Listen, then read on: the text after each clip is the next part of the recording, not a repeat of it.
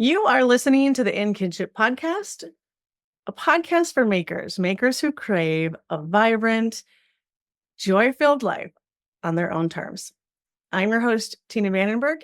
You are listening to a live recording for the fall season of 2024.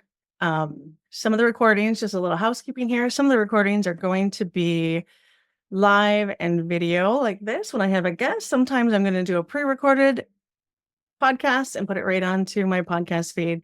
So always check your feed for all the different ways that you're going to hear the podcast. But thanks for being here. My guest today is Jasmine Petrie. Jasmine, welcome to the show. Hi, thanks for having me. Oh, it's a pleasure. Jasmine got here earlier and we laughed a lot, and I can't wait to share her with all of you. Jasmine is a weaver, a natural dyer, a loom doctor, which we'll get into, I'm certain, and a teacher and a lifelong learner and artist. Jasmine, again, welcome again. Thank you. So, Jasmine, to get started today, share with us, although your intro sort of talks a lot about that, but share with us how you're a maker, where your passion lies as far as making goes, and what your inspiration to be in those veins is. Well, I think making has just been in my blood my whole life. It's always been a part of my life from like my mom is a musician and an artist. My dad's a juggler and also like hunter, like country guy. Wait, he's a juggler, like for a profession? Yes. Where does he juggle? All over, well, northern Michigan, and also like he used to juggle down in Florida more. Yeah. He holds 3 Guinness World Records in juggling. What?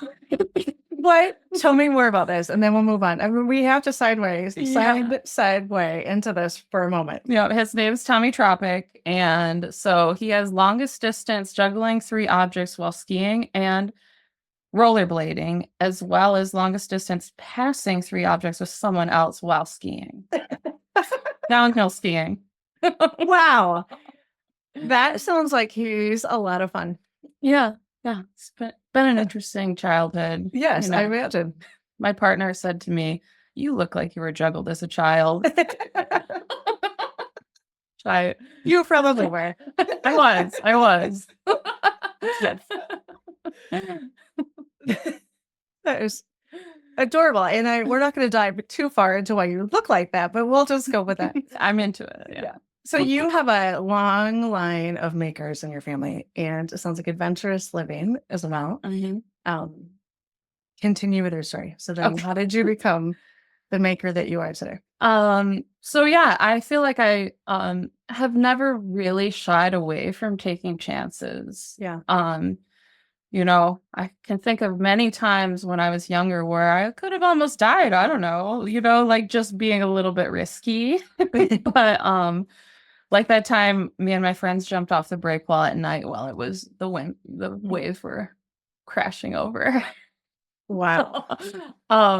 But luckily I'm still here. And so for those of you who don't know, Jasmine lives near me, and we live near Petoskey, Michigan, and there's a break wall out into Lake Michigan, which typically is really safe and exciting to jump off of into the deep water. But when the Lake Michigan gets really roaring and there's big storms, like people get swept off and like are never seen again off of the break wall. And so to jump off of it at night during that kind of a storm is dangerous. Something that young people might do.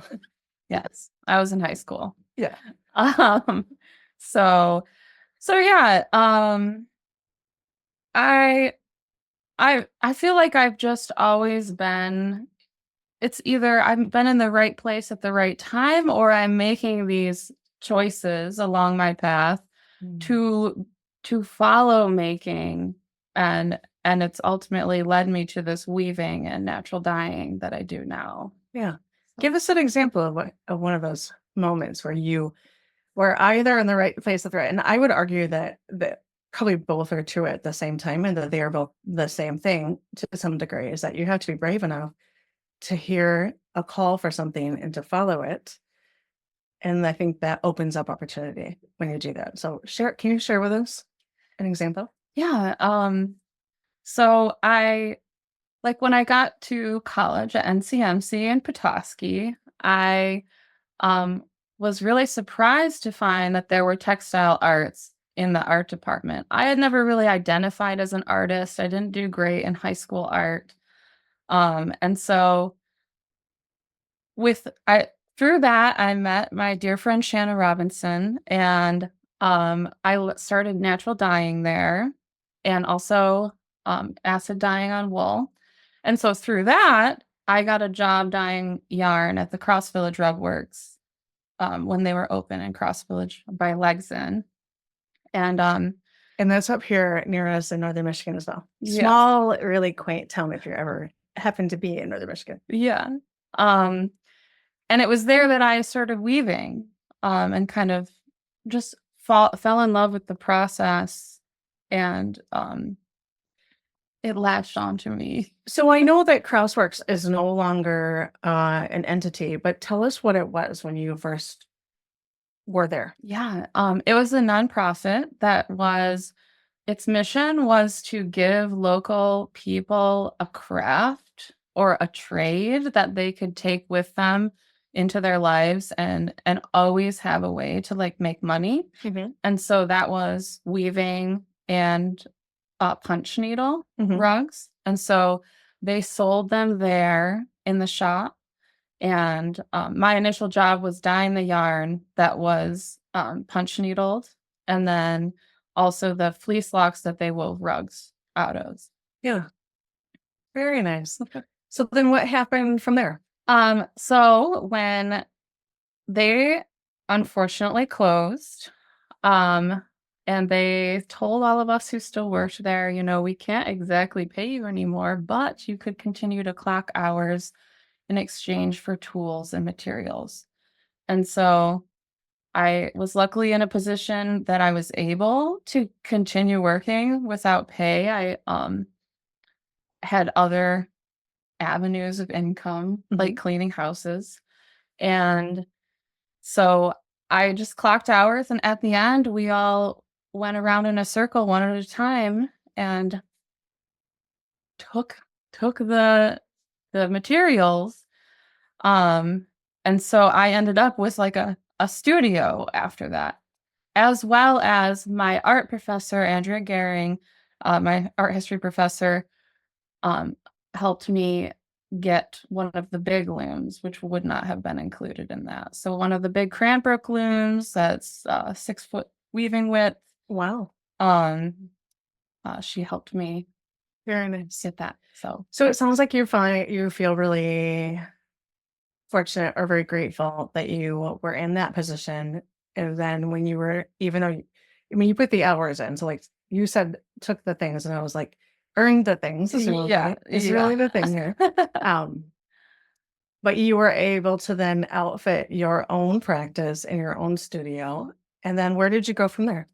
Well, from there, because I needed a home for these, I rented a warehouse in Petoskey. Yeah. So that, and at that point in my life, it was an apartment or a studio.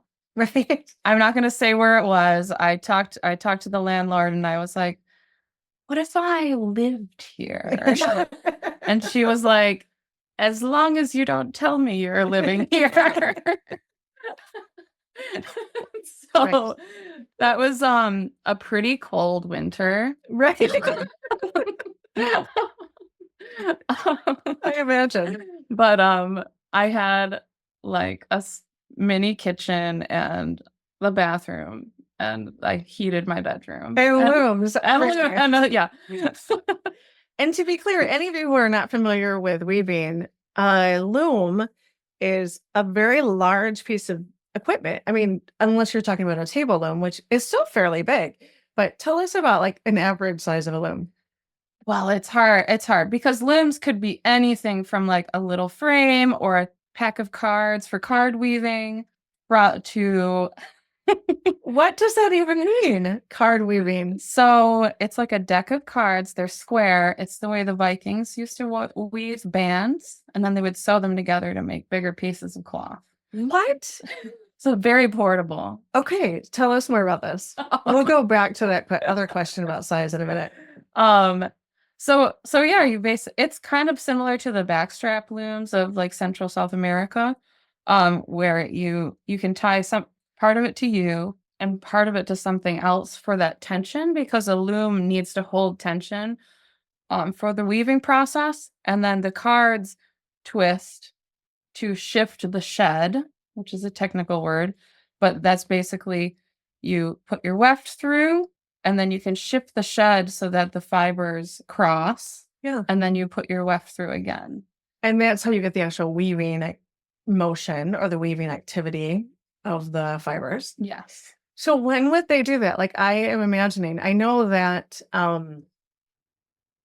my understanding of textiles, not weaving per se, but when it comes to the beginning of knitting, is that it was often a role of the males or the hunters, rather, because on their steed, perhaps, or walking, they would be knitting garments for the family or cloth for the family as they were out moving. Whereas typically it was the women who were back home gathering and taking care of the home, simply because they also had usually young children to take care of as well. Mm-hmm. Is it a similar kind of thing? You know what? I wish I knew better. Okay. I know that, and I don't have like sources to back this up, but that the Viking women would do the drop spindling. Yeah. Like walking and spinning. Right. But as far as the weaving, I'm not sure whose role that was. Whose role it was. Yeah. But still that idea of you're doing this while you're in motion, possibly moving from place to place or looking for animal to have for dinner or whatever. I can't think of the word I want here, but yeah. That's really interesting. So when you talk about cards, like, we're going to have to put a picture. Yeah. And put this in the show notes. Yeah. Because I think that we all might need to see a visual of this, but that's really interesting. Card weaving or tablet weaving is the other name. And so they would have made them out of bone or other stone even. I'm not sure about stone, but bone for sure. Yeah. That makes total sense. Yeah. I love that. Okay. So they can be small, portable, or very, very big, even, on an industrial scale, they're going to need to be as wide as your bolt of fabric. Right. So, yeah. Maybe as big as this room. Yeah. And would you say, is it fair to say that when somebody is weaving something at home using yarns or threads even, that process is the same other than it's mechanized when a factory is producing fabric? I mean, like, we're still using the same motions, aren't we? Essentially. Yeah. Mm-hmm. I find that so interesting because often people can think of something they may do at home as having that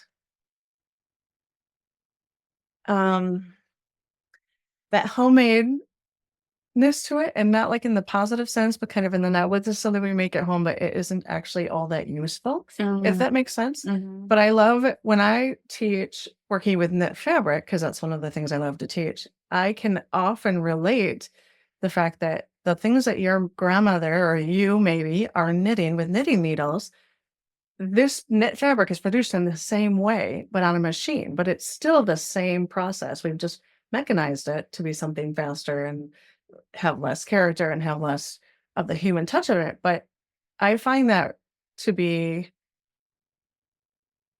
kind of a beautiful aspect to it in a way. Yeah. Because it feels like this is an actual thing you're producing.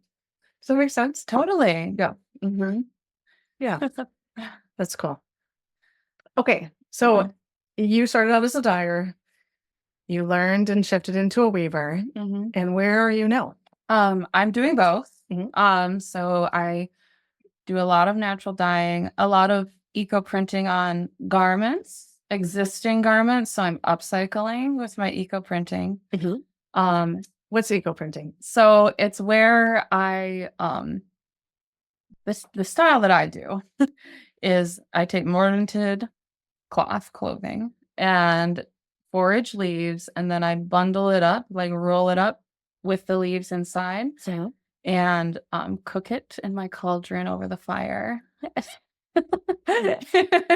Oh, so this is magic.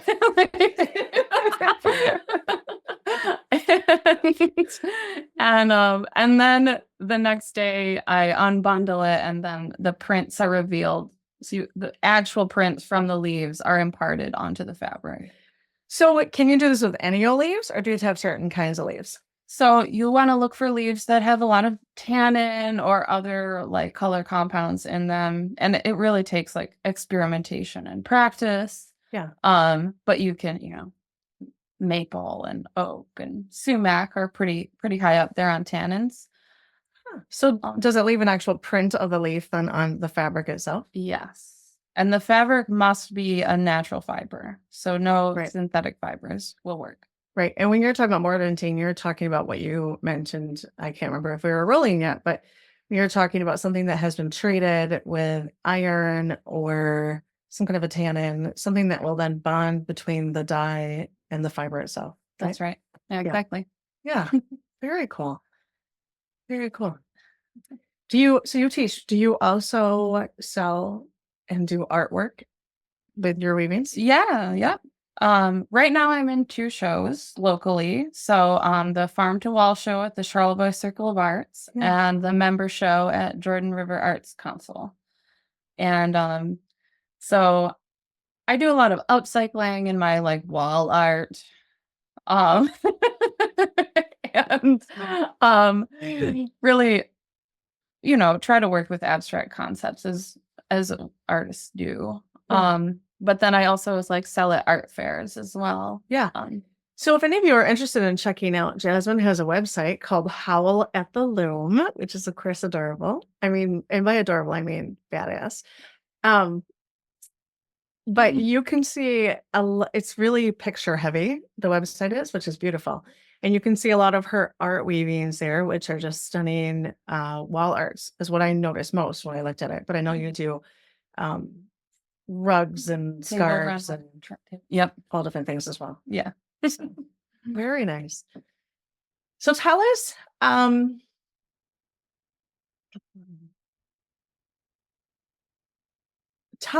about a typical day in your life. Oh boy. I feel like my days do vary a lot. And I'll be getting tested for ADHD here soon. So that'll be interesting to find out. But I like to have lots of time to drink my coffee, and write some emails. And then I really, because I do so many different textile arts, I will dabble in each one throughout the day. Like if my day is focused on that, on textiles. So I'll slay my reed, which is part of warping a loom. That sounds very interesting. And then I'll morden some clothing. Yeah. And let that dry and just kind of move through, maybe rinse out some yarn I've dyed. Yeah. And I know that you have 2 children, correct? Yes. Are they also textile artists?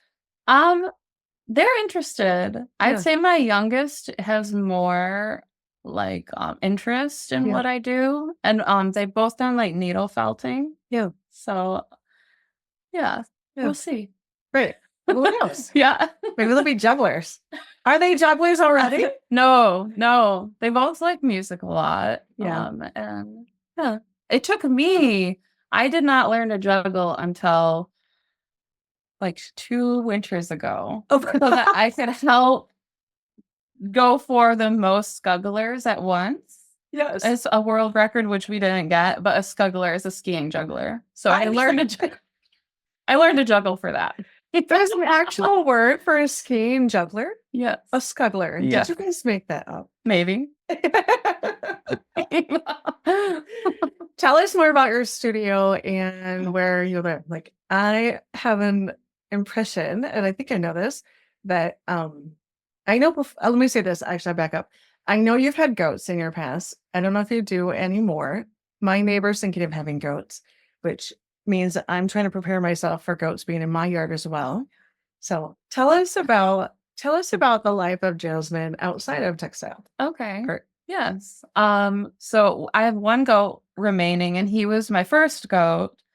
And so we're just hanging out. He's just a pet. And he hangs out with our chickens. We've got a ton of like bantam chickens. yeah. Mhm. And so they just reproduce, like make more chicks, and I have no idea how many we have. My dad has the same exact issue, if you will, or joy with bantam chickens. Like he never knows how many he has. They lay nests all over the place. And I think of him more as like my dad is some kind of a chicken wrangler, sort of. But really they just rule the whole area and do what they want. Which is nice, you know, they're constantly fertilizing and constantly like we don't have ticks in our yard. Right. So I mean, they do some jobs, Right. even though they scratch up my gardens. So do a little bit of gardening, and also got 2 cats and 2 dogs and a hamster. Very nice. And I tend to like make a studio wherever I am. Mm-hmm. So from when I was young in high school, I would, you know, be hand sewing in a corner at the party. Like that's just how I do it. And now like I'll still do that, as well as like I have a studio away from my house at Wagbo in East Jordan. And so that's where most of my big looms are, but then I'll like bring a table loom home. Right now I have 2 table looms at my house. And, you know, my cauldron is at my house on the fire pit. Right. And so I really know how to fill a space. Yeah. And it sounds like I'm actually loving this because, you know, it's always interesting when you hear someone talk about something and you get an inspiration or a spark of something like, I really want to do that more in my life. Right. So we're sitting in my studio, which I absolutely adore and I use, but I don't use it. I don't come in and dabble. I don't come in and like sew a seam or work on a project. I tend to be, and to be fair, we just moved here last December. So like, I'm also like right in the middle of a bunch of house projects, and there's all of the parts of moving and clearing land and all of that to do. So like, to be a little fair to myself, but I'm like hearing you talk about working on a little part of this project and a little part of that project and a little part of this throughout the day. I just am thinking I want more of that in my life. And so now all of a sudden, I also have done natural dyeing, just dabbling. I'm not a professional by any means, but I've got all of my pots and all of my things up in the shed, and I'm like, I should get those out and I should mordant something. I should get something going. And it's nice to be reminded as a maker that you can just take little bites. You don't have to be having a full feast, because it's hard to wait for the whole feast. Absolutely. Yeah. I feel like that's very much how I get anything done. You're a grazer. Yes, just like goats. I love that. Very nice. I have a soft spot in my heart for goats. I'm gonna have to tell you too, because goats are like my impression of goats. I've never had any, but I'm gonna have some eventually because they're gonna be in my yard, I'm guessing. Yeah. Is that they're mischievous little troublemakers, and I have a soft spot in my heart for all the mischievous little troublemakers. Yeah, definitely. I'd say if like you want to relate them to a cat or a dog, they're more like cats, a little bit aloof. But also, they're might follow you around. Right. This is gonna be so much fun. So behind my property, there's 2 acres that I have. I know you guys have heard about the property and you're probably gonna hear about it forever. But behind my property, the gentleman who owns the acreage behind it, he's got some walking trails on it and a beautiful creek. And he lets us walk on the trails, which has been so much fun. And occasionally my cat will come with me and will like, I don't know if he's sort of like embarrassed to be with me or what, but like he'll either way behind me or like way ahead of me. And if I stop, then he'll pass me and get 20 feet ahead of me. So that he's always not quite where I'm at. And I'm like, are you making sure that none of the other forest animals are like, are you walking with that human? What are you doing? But now I'm picturing a cat and a goat walking on the trail with me. Yep. So that could be really fun. I love it. It is. I've done that. Yeah. Well, in my head, the cat's actually riding on the goat's back, but I'm like, I don't think that really happens. And I'm not sure that, I don't know that we want that even, but this is what came into my mind. Maybe not the riding, but the chickens do stand on the goat's back. How fun is this life? I tell you. So, Jasmine, what else do you do that lights you up? Like, what do you do in your day-to-day life that brings you joy? I mean, obviously, you're grazing on your art all the time, but is there anything else that you do on a regular basis? You said you love to enjoy your coffee for a long time. Share with us the things that like keep you grounded, bring you joy on a regular basis. Okay, yeah. I think the number one most important thing to me is swimming in Lake Michigan as much as possible. Yeah. So I make time, even if like it's a busy day, I'll be like, I know I'm driving by this swim spot and I can spend a half hour like jumping in the water. Yeah. So that's my biggest is just swimming as much as possible. You know, I think you were here today to inspire me to connect to all these things that I want to be very connected with, because I was looking back over, I'm a planner, so I definitely do lots of planning. I do lots of lists and I have journals and the whole thing. In fact, like the whole bottom shelf is just old journals back there. And one of the things I will do is I'll kind of make a focus, like I'm going to focus on this summer, and I'm going to focus on this fall. Like it just brings me joy. It's part of what I do. And one of the things was I want more beach days, but in my head, it's kind of like that beach we were talking about. I feel like I've got to have 4 hours to go to the beach. And to be fair, I'm like 6 miles from Lake Michigan. Like there's no good excuse for me not to jump over there for a half an hour and do that. And you're really inspiring me. So it's like, to do a little more grazing in life. Nice. This is my new term for you. Okay. I like it. Yeah. But I mean, I do love a 4-hour or 8-hour beach day as well. For sure. And then also I take baths. I take a lot of baths, and every time I light all my candles that I made, and I need to put Epsom salt and frankincense and almond oil in the bath. You're killing me here, Jasmine. I mean, you're literally killing me. I actually have some exciting news for anybody out there. I think. Okay. So I'm also a bath taker. I love taking a bath. It's the same kind of situation. It was always a ritual for me. It was always this beautiful experience. And I say was simply because the bath I have now is not big enough to actually do that in. So I live in this tiny little 400 square foot house.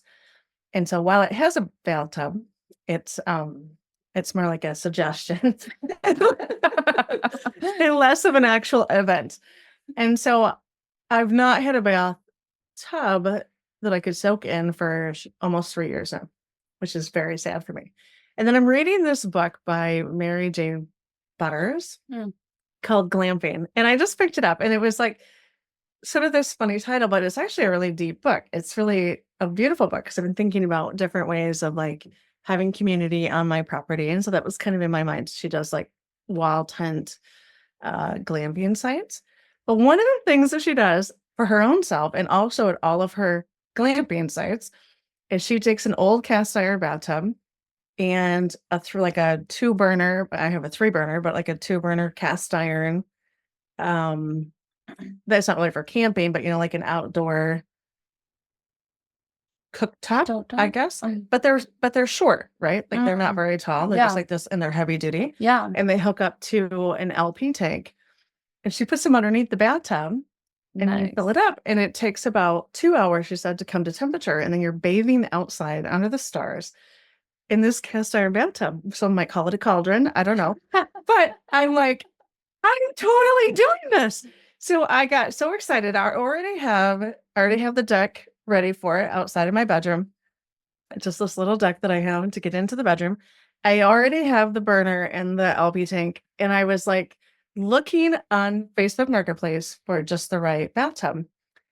And then I found the most stunning bathtub in the entire world. And it's one where the drain is in the center and the over drain is in the center. So it's like a 2-seater, really. Wow. And it's beautiful and it's heavy and was stunning. And the person just moved in and they just wanted it gone. They sold it for $50. Yeah. So I went and I got it. And then I'm like, I can't put a burner under this because it's pristine. It's absolutely pristine. Oh, yeah. And so my plan for once I put an addition onto my house is I'm going to build a bigger bedroom. So I'm going to put this bathtub in the bedroom. So now I'm on the lookout for another cast iron tub. Yeah. Because I'm like, I can't use this one. The one we have in our house came out of someone's yard. It was just upside down in the yard, and there was like $30. Nice. Very nice. I love it. So I am on the lookout, if anyone is in Northern Michigan, for a cast iron tub. And it's okay now if it's beautiful because I already have the one for the future. So this one just doesn't have to be stunning, but I can just envision a full moon and the stars and maybe the snow falling and having a bath outside is just going to be delightful. Yes. Awesome. Yeah. Okay. So you take baths, you swim in like there's a lot of water here. Yeah. Yep. And yes. I mentioned earlier to you that I'm a Cancer in my zodiac, and my friend the other day was like, you're a Cancer, like you know how to take up, like you fill a space like water. And so it very much relates. Yeah. Which kind of relates back to what you were saying about when you have your art studio wherever you are, you're filling up that space. Yeah. I'm an Aries, so I'm not a Cancer, but I do notice when I go to visit family, especially, or actually probably anyone, but I don't stay at anyone else's house all that often. I have things in their kitchen. I have things in their living room. I have things all over. And I thought, so when you said that, I'm like, I can relate to that. Yeah.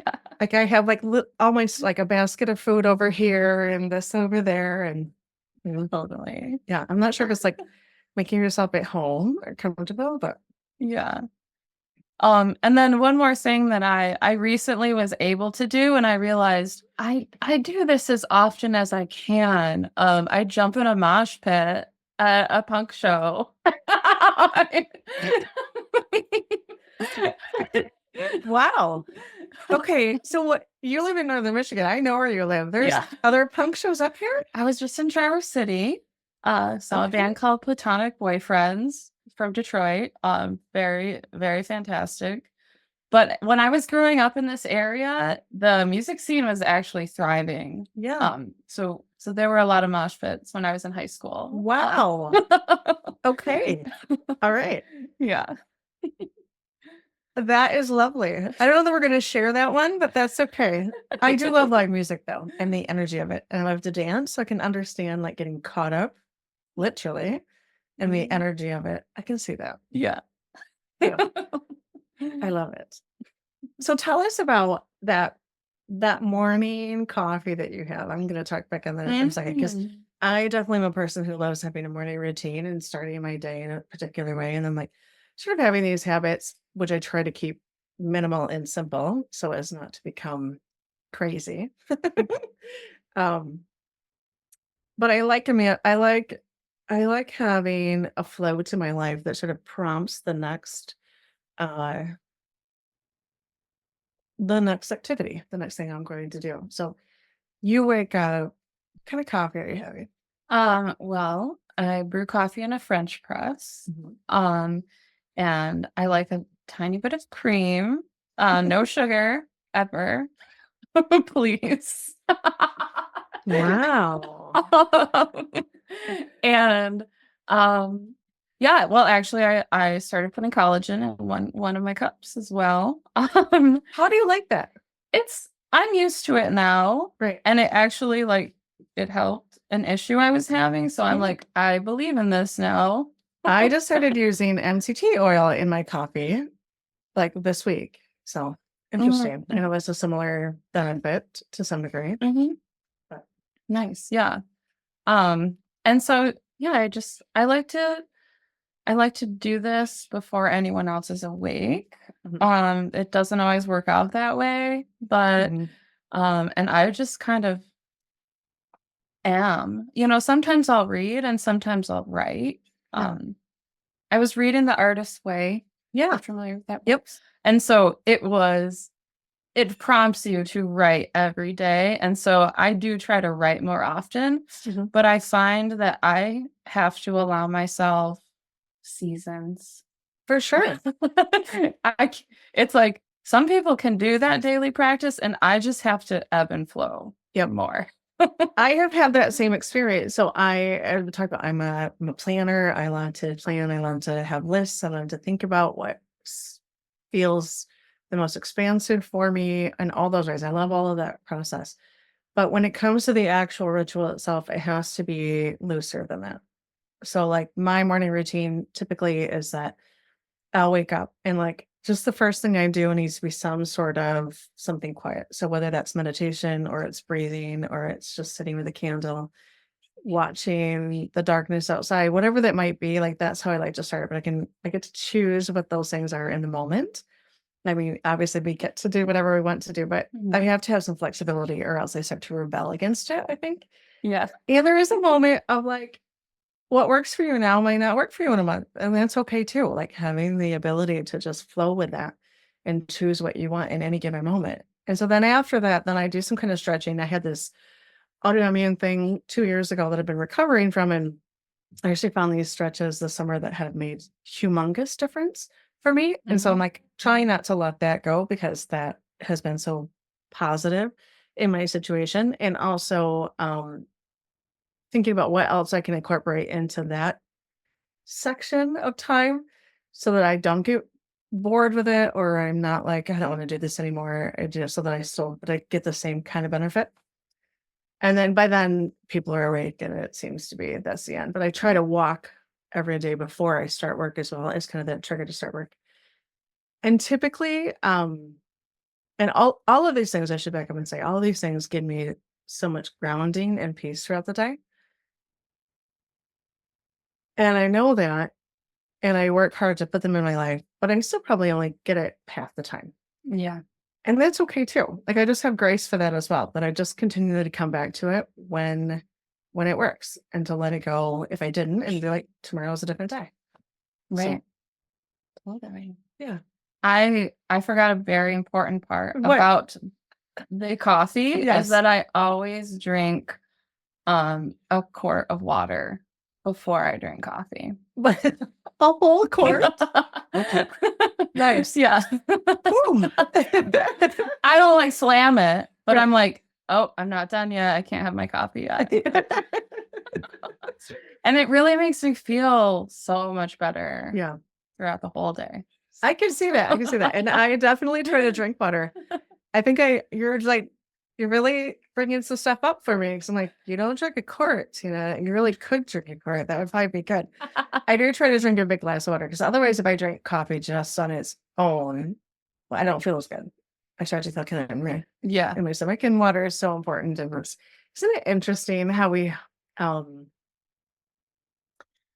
the ways in which we, I guess, attempt to control ourselves to some degree. It controls a little wrong. I mean, but like we have things we want to accomplish in life. And so that takes some measure of commitment to them. Like we want to accomplish feeling good in our bodies. So we drink the water, knowing that if we just start with coffee, we're not going to feel as good. But like our nature is like, just go for the coffee. Yeah. Possibly. Yeah. Yeah. It's interesting why that is, why we have those triggers. Why we wouldn't just, it reminds me actually of a question I often ask. You know how like you're looking for something or you have a word and you know the answer, but you cannot pull it up, like you cannot bring it to your mind. And we're just like, what is that? Like, why on earth would we have these brains that have all this information and we actually know that that information is there, but we cannot draw it for it? Yeah. Like, what is that? Like what happens there? Yeah. I don't have an answer for it. I just No. always wondering. I'm like, why is that there? And I it's sort of like mischievous goat, quite honestly. Like I think of it that way. And I do think sometimes of the secretary in my head as being a cantankerous lady who's like, yeah, I'm not getting that for you right now, so don't even ask. Like I'm pretty sure that's what's going on up there. I like that. Yeah. I mean, I'm like, okay, what can we do to smooth this over a little so we can get a better response? But Yeah. I love it. What is our time here? So before we open this up to any questions that we might have, Jasmine, what are you excited about right now? Well, I am excited. I'm so excited. I'm excited about that project I was telling you about earlier, the ECOT weaving with the different mordants. It's a madder Mhm. project. So that's a type of natural dye. Yeah. And I'm doing it because I was invited to be in a show in Astoria, Oregon, by a friend I made on Instagram. Yes. So I'm weaving this piece for that show. Will you be physically at the show or will you mail it to the show? I'm gonna mail it. Yep. I'm not gonna To simplify. Yeah, I'm not gonna Yeah. say I'm gonna make it out there, but I'll leave it open, You might be in the right place at the right time. Yeah. And it might just happen. Yeah. But I think it's wise to be like, just let it be, whatever it's gonna be. Yeah. So that's really exciting. You're doing that weaving. What else are you working on? I also am so excited that my weaving studio is currently at Wagbo Farm and Education Center, south of East Jordan. And so I am in the upstairs studio, and the downstairs was a wood shop that no one was using. It was kind of just being used for storage. And so I approached the board and was like, well, what if I took that over as a weaving studio? And so people seemed to be in favor, and we started moving forward with improving the building because it did leak. Water came in. So the roof doesn't leak, but it came in the bottom. Yeah. So Wendy at Wagbo got a few grants to fix up the building. So there's drainage that has been put in, and the sill plate is being replaced, a new window. And so that is going to be a collaborative weaving space where I'll teach classes, and people will get a chance to weave on like big looms that they might not have space for or resources for.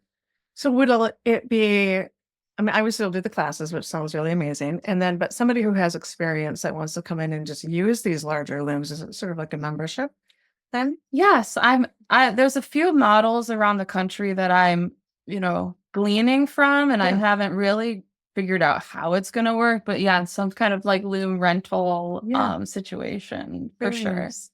Very nice. Yeah. Yes. And then I am also I feel like I am so grateful for the partnerships and collaborations I have in my life. I feel like community is really what holds me. Yeah. And so another really exciting thing that's happening is I'm partnering with Nadine at the Fiber Shed Yarn Shop in Boyne City. Mhm. And we will be co-hosting a natural dye eco-printing retreat in the Boyne Falls area next fall. So there's a pretty cool space. It's like a glamping situation, and there's a big barn for like the workshops. That's near her house. So very fun. And then we can visit her farm and get plants and things. So that's very cool. Yeah. Was there anything else you're excited about? There is. Yes. And last but not least, I'm so excited to I have recently met Madeline Vidal, who sells chocolates in Bel Air, but has also been doing culinary tours in Provence, France for a couple decades. Yeah. and has begun doing textile tours. And so I'm going to partner with her on one next fall, 2025. Wow. That is amazing. Yeah. So That is amazing. I'll be just like helping find other places that might be interesting for Yeah. people to visit. Yeah. Will they be, so you probably don't even know because it's a whole year out, so you're not sure probably all the details of it, but this textile retreat, will you be teaching at the retreat as well, or is it going to be more of an exploratory experience in France? Okay. The one in France would be like exploring the Yeah. area, and she has established connections there. Yeah. As well, like the housing and the a chef and everything. And so then exploring other studios. Wow. That is stunning. Yeah. So if anybody listening wants to know more about those things that you have going on, how can they find out? I will keep my website updated as more information comes in. So howlattheloom.com. Yeah. And then there's michiganfibershed.com for the Boyne Falls retreat. And then cuisineprevencale.com for the France. Very nice. And we'll put those in the show notes as well. But definitely check out Jasmine's website. Like I said, it's full of beautiful eye candy. You'll be able to see some of the work that she's doing, and then you'll be able to know the fun events that she has coming up. And that's howlattheloom.com. Yes. Jasmine, I have one last question for you before we open up to any questions that our audience has. The question I like to ask everybody before I end our call is, what do you wish people knew deep in their hearts that you think they might not know? Okay. I have given this question a lot of thought, and I find that, there's a lot of like cliches that ring true. Like I tend to follow cliches in my life. I think they're there for a reason. Like there's a Yeah. lot of depth between them, even though we hear them so often. Yeah. Okay. So I have like three things I want to say. Great. Is kind of my mantra that I've adopted in the past few years is that anything could happen. So just follow your dreams now, because literally anything could happen. Right. Did you know, did young Jasmine, who walked into Cross Village Rugworks, have any idea that sometime down the road she was going to be part of a retreat in Provence, France? No. Right? Provence, did I say that correctly? I think so. I'm practicing. Yeah. Wow. Anything can happen. Okay. Yeah. I love that. Yep. Good or bad as well. That's true. Way to bring us right down. I do. Yeah. I've got a lot of duality and try to, Yep. a foot in both It's true. worlds. Anything can happen. And also, it's okay to be patient and trust the process. Yeah. And weaving is like a practice, and trusting the process as well as natural dyeing. Right. But I feel like right now the most important thing that I want everyone to know in their hearts is that our own personal freedom is tied to the freedom of every other person in the world.